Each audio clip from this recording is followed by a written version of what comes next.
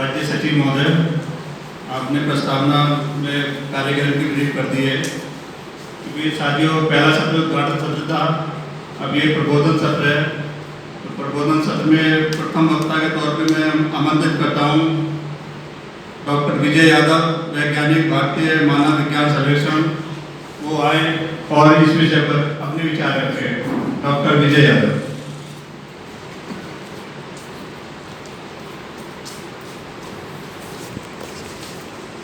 धन्यवाद। अपनी बात को रखने से पहले मैं हमारे सभी नायक को मैं श्रद्धासुमन अर्पित करता हूँ और उनको नमन करता हूँ, और कार्यक्रम के आज के मुख्य अतिथिगण और यहाँ के उपस्थित सभी साथियों को जय भीम, जय भूमिवासी। जय भूमिवासी। साथियों, जैसा कि हम सभी को मालूम है कि आज का जो विषय है वो संवैधानिक मूल्यों की स्थापना और निजीकरण का स्थगन और OPS का जो है फिर से स्थापन कर रहा है, पुनर्स्थापन। साथियों, हमारे पहले के जो वक्तागण थे उन्होंने बहुत ही अच्छे तरीके से जो है अपनी बातों को रखा और जो हमारी व्यवस्था बनानी है इस पर उन्होंने चर्चा किया। मैं यहाँ पे सिर्फ जो हमारी बेसिक चीज़ें हैं जिसके कारण से ये चीज़ें हो रही हैं और जो भी चीज़ हमारे MPS में हैं उनकी कुछ बेसिक चीज़ें हम यहाँ पे रखना चाहूँगा और बताना चाहूँगा कि अगर हमको जो हमारी चीज़ें हमको प्राप्त हो रही हैं, हमको मिल रही हैं, अगर हमको उसका मूलभूत ढांचा अगर हमको पता होगा तभी हम ये बता पाएंगे कि चीज़ें हमारे लिए अच्छी हैं या नहीं हैं। तो सबसे पहले जो हमारी व्यवस्था में आज की सबसे बड़ी समस्या है वो NPS की समस्या है। तो NPS को अगर हम जानना चाहते हैं तो NPS के बारे में ये कहा जाता है कि NPS एक सहनियोजित यानी कि गवर्नमेंट एम्प्लॉइज और सरकार दोनों का जो है एक मिला जुला एक अमाउंट जो 10% मिनिमम फिक्स किया गया है, उसके दोनों के मिले जुले रूप से जो है हर महीने कॉन्ट्रीब्यूशन के द्वारा सभी को पेंशन के रूप में जब वो रिटायर होंगे तब दिया जाएगा। पहले ये व्यवस्था 10 और 10% की थी, लेकिन बाद में कुछ विरोध होने के बाद गवर्नमेंट की तरफ से 14% और जो सरकारी कर्मचारी हैं 2004 के बाद से जो नियुक्त हुए हैं उनको 10% का रखा गया। और इसी क्रम में जो है NPS डे की भी जो है 1 अक्टूबर को जो है NPS डे भी मनाया जाता है। तो ये व्यवस्था जो है NPS में है, लेकिन ओल्ड पेंशन स्कीम जो थी हमारी उसके अंतर्गत जो भी सरकारी कर्मचारी हमारे पुरानी ओल्ड पेंशन स्कीम का जो लाभ ले रहे हैं उनके उसमें ऐसी व्यवस्था नहीं थी। वो सरकारों की जिम्मेदारी होती थी कि जो व्यक्ति 30 वर्ष, 35 वर्ष, 60 वर्ष तक अपनी सेवा दिया हुआ है किसी संस्थान को, तो उस संस्थान के बाद जब वो रिटायर होता है तो उसके भरण पोषण के लिए, उसके परिवार के भरण पोषण के लिए सरकार वो जिम्मेदारी उठाती है और सरकार उनको एक जो उनकी आय होती है और लास्ट पे स्केल जो होता है उसका 50% और साथ में DA के तहत में उनको पेंशन के रूप में दिया जाता है। लेकिन ये NPS की ये व्यवस्था नहीं है। अब अगर हम जानें कि NPS में आज के समय में कौन कौन से जो है कार्य हमारे उसमें आते हैं जो कि NPS का जिनको लेना जरूरी है, तो लगभग हम देखते हैं कि सारी व्यवस्थाएं जो है आज के दौर में जो चल रही हैं सभी को NPS के दायरे में रख दिया गया है। मुख्यतः अगर हम देखें तो 2 तरह के जो है हमारे पास उपक्रम होते हैं, एक सरकारी और गैर सरकारी। सरकारी में जो है राज्य सरकार की हो या जो है केंद्र सरकार की हो, दोनों व्यवस्थाएं जो है NPS के अंतर्गत आएंगी। और जो निजी तरह की जो संस्थाएं चाहे वो कॉर्पोरेट हो या कोई भी आम व्यक्ति हो वो इस NPS का लाभ ले सकता है, ऐसा हमको बताया जाता है। लेकिन जब हम NPS की बात करते हैं तो जो चीज़ें हमको सिर्फ बताई जाती हैं, क्या चीज़ें वही हैं या उसके पीछे कुछ ऐसी काली सच्चाइयाँ भी हैं जो हमसे छुपाई जाती हैं, या कुछ ऐसे चीज़ें हैं जो हमको छुपा के रखा जाता है। तो पहला प्रश्न ये उठता है कि क्या NPS में कोई भी सरकारी कर्मचारी या कोई भी भारत का नागरिक जिसको NPS दिया जा रहा है वो एक से अधिक खाते खोल सकता है? तो इसका आंसर आता है नहीं। एक ही खाता जो होता है वो NPS का व्यक्ति या सरकारी कर्मचारी जो है वो एक ही खाता खोल सकता है। दूसरा क्वेश्चन कि अगर कोई कर्मचारी जो है NPS लेता है और उसके बाद उसको पेंशन अगर मिल रही है और अगर उसकी मृत्यु हो जाती है तो क्या सरकार उसकी जो दायित्व है उसकी पत्नी के प्रति, तो क्या सरकार उसको पेंशन देगी? नहीं, पेंशन नहीं देगी। वहाँ पे उसकी पेंशन को स्टॉप किया जाएगा। जो भी उसका जमा राशि है या जो बचत राशि है वो उसकी पत्नी को वापस किया जाएगा। लेकिन पेंशन के रूप में हर महीने देने की जो जिम्मेदारी सरकारों की बनती है वो इस NPS के अंतर्गत नहीं आती है। तो क्या सरकारों का दायित्व नहीं बनता है कि जो 30 वर्ष तक जो काम कर रहे हैं लोग, उनके जो ओल्ड एज जो वाइफ्स हैं, उनके डिपेंडेंट हैं, उनकी रक्षा या उनके सामाजिक हितों की रक्षा करें। तीसरा प्रश्न उठता है कि मृत्यु अगर किसी कर्मचारी की या कोई भी जो खाता धारक है जो NPS में जिससे खाता है, अगर उसकी मृत्यु हो जाती है तो उस जो पैसा जो जमा हो रहा है उसका क्या होगा, उसके बारे में भी सरकार के पास में कोई ऐसा क्लियर मतलब आइडिया नहीं है। लेकिन अभी तक जो आइडिया है वो यही है कि अगर वो कर्मचारी बीच में कभी मृत्यु हो जाए या किसी का खाता जो चल रहा है वो 60 वर्ष की उम्र होने से पहले अगर मृत्यु हो जाए तो उसके जो पैसा का जमा हुआ उसका क्या होगा, इसके बारे में भी अभी तक कोई क्लियर ढांचा नहीं है। लेकिन अभी भी ये कहा जा रहा है कि उस पैसे को जो भी उनके नाम नहीं हो उनको विड्रॉल किया जाए, मतलब कि सिर्फ और सिर्फ उसी व्यक्ति का पेंशन मिलेगा जो कि उसके नाम से NPS के अकाउंट खुले, उनके डिपेंडेंट, उनके परिवार के लोग, किसी को भी इस पेंशन का लाभ नहीं मिलेगा। तीसरा अगला पॉइंट, अगर मैं अपनी नौकरी खो देता हूँ, आजकल ऐसा कि व्यवसाय चल रहा है, चाहे हम गवर्नमेंट में हो या प्राइवेट में, नौकरी खोने का हर एक व्यक्ति को जो है डर बना हुआ है। अगर हम नौकरी खो देते हैं, अभी तो हमारे पास है, हम अगर सरकारी कर्मचारी हैं तो हमारा जो है 10% और सरकार की तरफ से 14% का कॉन्ट्रीब्यूशन आता है, लेकिन हमको सस्पेंड कर दिया गया, प्राइवेट कंपनियों में से हमको निकाल दिया जाए, हमारे पास आर्थिक स्थिति इस तरह की न रहे, जो कि हमने कोविड के समय में हमने देखा है। पिछले 2 साल जो हमारे कोविड के दौरान जो गुजरे हैं उसमें कई परिवार के लोगों ने अपने लोगों को खोया, नौकरी जॉब्स को खोए, खासकर प्राइवेट कंपनियों में। तो उस समय क्या होगा, क्या हमको पेंशन मिलेगा या इस तरह की व्यवस्था जो पेंशन की जो चल रही थी वो हमको कंटिन्यू होगी या हमारे जो डिपेंडेंट उनको कंटिन्यू होगी? नहीं, वो भी कंटिन्यू नहीं होगी।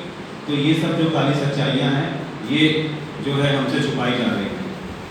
अगला जो हमारा जो ये कॉर्पस फंड है, हमारा जो पैसा जो हम जमा कर रहे हैं, जिसको दे रहे हैं, उनका क्या होगा, उसके बारे में भी कोई अभी तक क्लियर ढांचा नहीं है।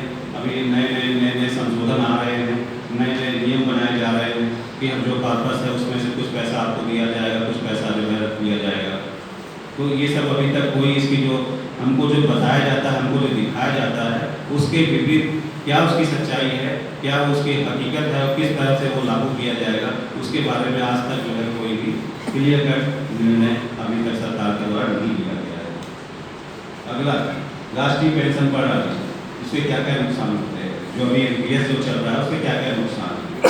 NPS में जो पेंशन मिलता है, हमें बताया जाता है कि NPS में जो भी पेंशन मिलेगा वो आपका 60% आपको जो है 100% जितना भी कॉन्ट्रीब्यूशन आप करते हैं तो सर उसका 100% में से 60 और 40 का रेशियो किया जाएगा। 60% आपको कैश के रूप में दिया जाएगा और 40% जो है वो आपको पेंशन के रूप में दिया जाएगा। तो लेकिन आपको क्या मालूम है कि जो 60% 40% आपका जो पेंशन के रूप में दिया जाएगा वो NPS ही देगा आपको? नहीं, वो NPS नहीं देगा। NPS केवल आपके पैसों को मैनेज करने का एक ऑर्गेनाइजेशन बनाएगा। आप उस पैसे से एक अपना जीवन आनंद पॉलिसी या इस तरह की जो पेंशन योजनाएं जो चल रही हैं उनको आपको खरीदना पड़ेगा। साथ ही साथ जो हमारा 60% है, तो उस जो 60% जो हमको मिल रहा है उसमें से भी 2 भाग किए जाएंगे और जो 40% भाग होगा वो आपका टैक्स फ्री होगा और 20% जो भाग होगा उसमें टैक्स लगेगा। और जो पेंशन के रूप में जो आपको जो भी राशि आपको मिलेगी वो भी टैक्स के दायरे में आएगी। अगर आप उस स्लैब में आते हैं तो आपको भी उस समय टैक्स देना पड़ेगा। तो ये सब मुद्दे जो है हमारे से छुपाए जाते हैं।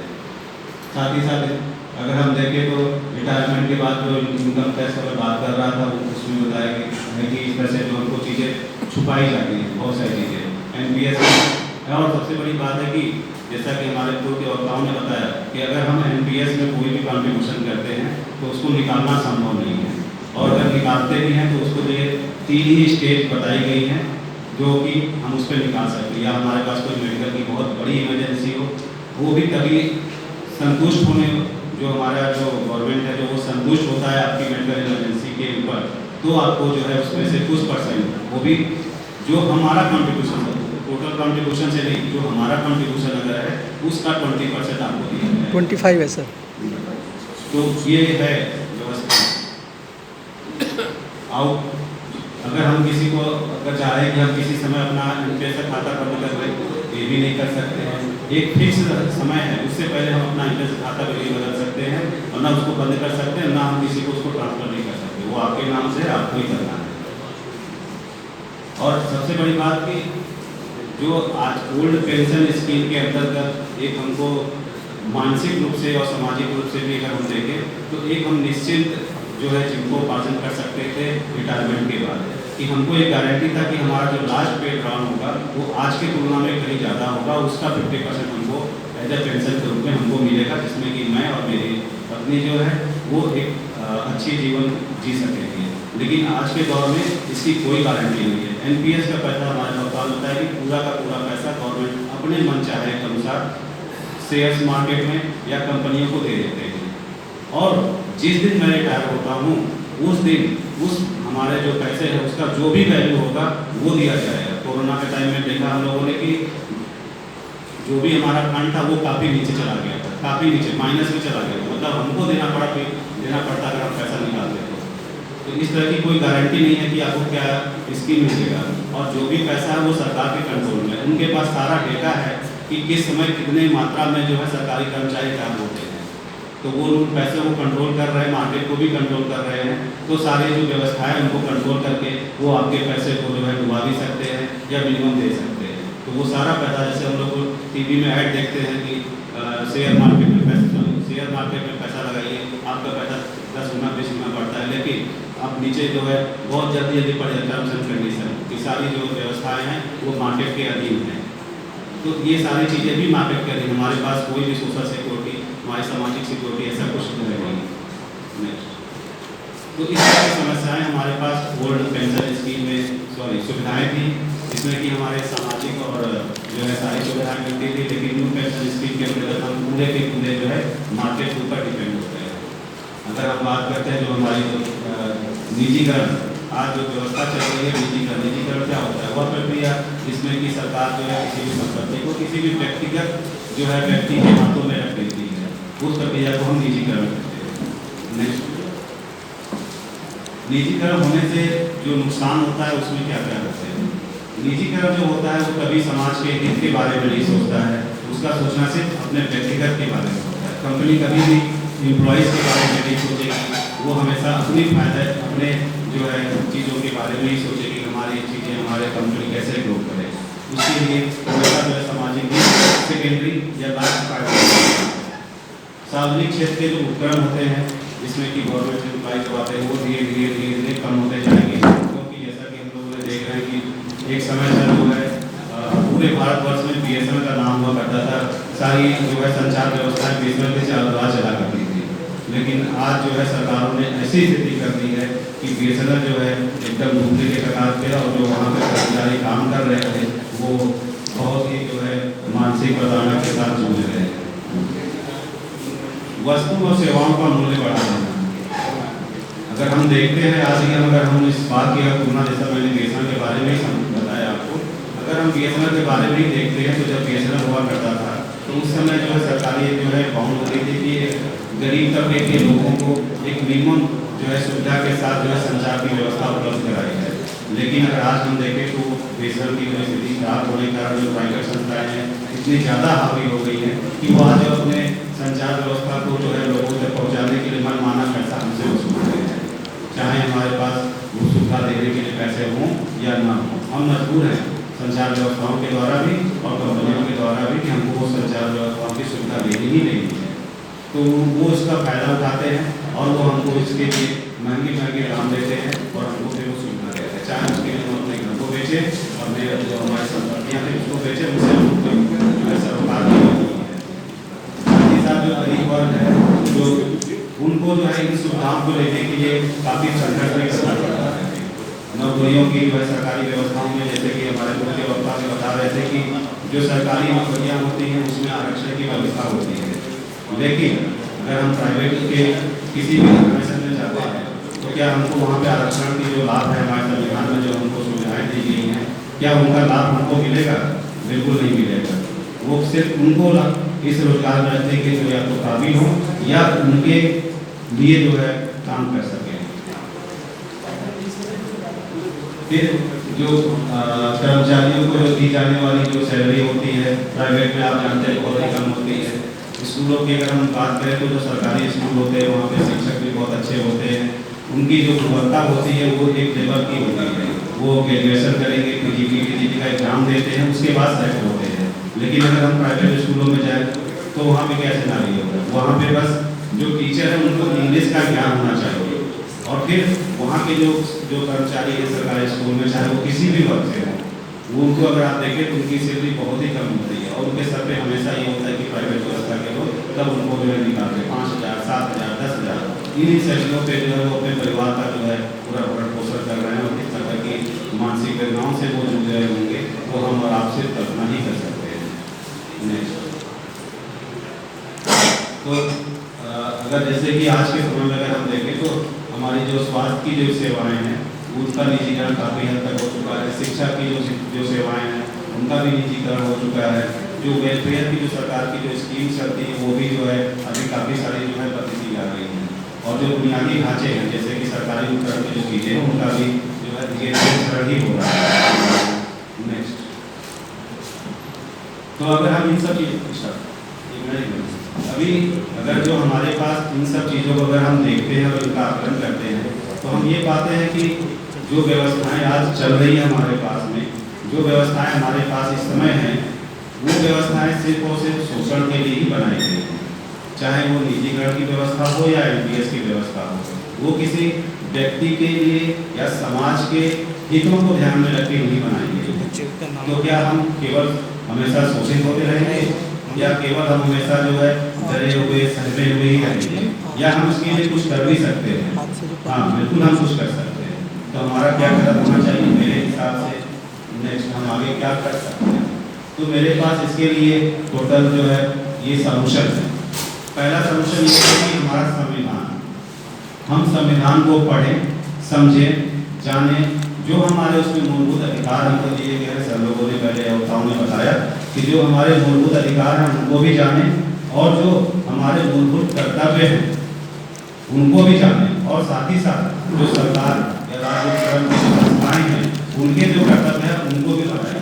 तभी हम जो है उनके साथ जो है कंधे से कंधा मिला के हम फाइट भी कर सकते हैं, लड़ भी सकते हैं। तो संविधान को हमारा जो PSO का कार्यक्रम चल रहा है वो इसी के वजह से चलाया जा रहा है कि संविधान को पढ़ें, समझें, जानें, ताकि जो हमारे अधिकार और सरकारों के जो दायित्व हैं उनको समझ के हम उनसे जो है सवाल कर सकें, पूछ सकें कि हमारे आप केवल जो है यहाँ पे अपने सुविधाओं के लिए यहाँ बैठे हुए हैं, लेकिन जो समाज आपको वोट दे रहा है, जो समाज आपके लिए कार्य कर रहा है, क्या उनके प्रति आपका कोई दायित्व नहीं है? ये हम तभी कह सकते हैं जब संविधान को हम जानें। और अगर अकेले होके अगर कोई काम किया जाए तो शायद वो संभव नहीं होता। तो इसलिए जो है हमको संगठित भी होना पड़ेगा, हम सभी को संगठित होना पड़ेगा। तभी हम, जैसा कि सभी लोग जानते हैं कि अगर एक लकड़ी होती है तो उसको तोड़ना कितना आसान होता है, लेकिन जब वो संगठन में एक हो जाती है तो तोड़ना बड़ा मुश्किल होता है। तो हमको संगठित होना पड़ेगा, साथ ही साथ हमको संघर्ष भी करना पड़ेगा। अगर संघर्ष न करें तो लोग हमारे जो है अधिकारों का जो है हमेशा जो है हमसे छीनते रहेंगे। और जब हम संगठित होते हैं, संघर्ष करते हैं, तो शायद कभी बात न बने तो हमको आंदोलन भी करना पड़ेगा।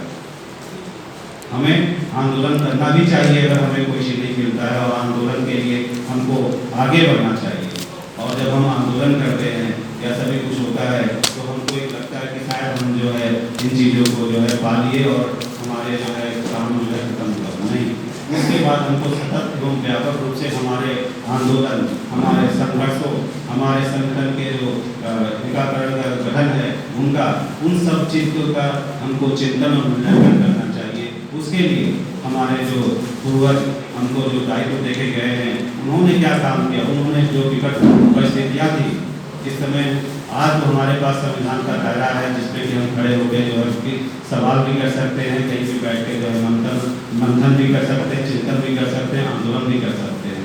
लेकिन आज़ादी से पहले के हमारे महापुरुषों के पास इस तरह की सुविधाएँ थी नहीं थी, लेकिन उन्होंने उस समय भी जो है आंदोलन किए, संघर्ष किए, जारी किए, जिसके बदौलत आज हम इस प्लेटफॉर्म पे खड़े होकर आप सभी के समक्ष जो है हम बात भी कर रहे हैं और आप सभी जो है जो इन संवैधानिक ढांचों का लाभ उठा रहे हैं। तो हमें अपने हर कर्तव्य का, हर एक चीज़ों का जो है मूल्यांकन भी करना चाहिए, उस पर मंथन भी करना चाहिए, और साथ ही साथ जो हमारे पूर्वज, हमारे जो महानायक हमको जो मार्ग दिखा गए हैं, हमको जो चीज़ें बता गए उनका पठन पाठन करें, ताकि जो है हम अपने जो कार्य है उसकी एक वहाँ भी कर सकें। तभी जाके मैं समझता हूँ अगर हम इन सब चीज़ों को करें तो शायद जो है हमारा जो उद्देश्य है आज के कार्यशाला में आने का, या हमारी जो संगठन है उनका जो उद्देश्य है तभी वो सफल हो सकता है। तो ज़्यादा न कहते हुए मैं आप सभी को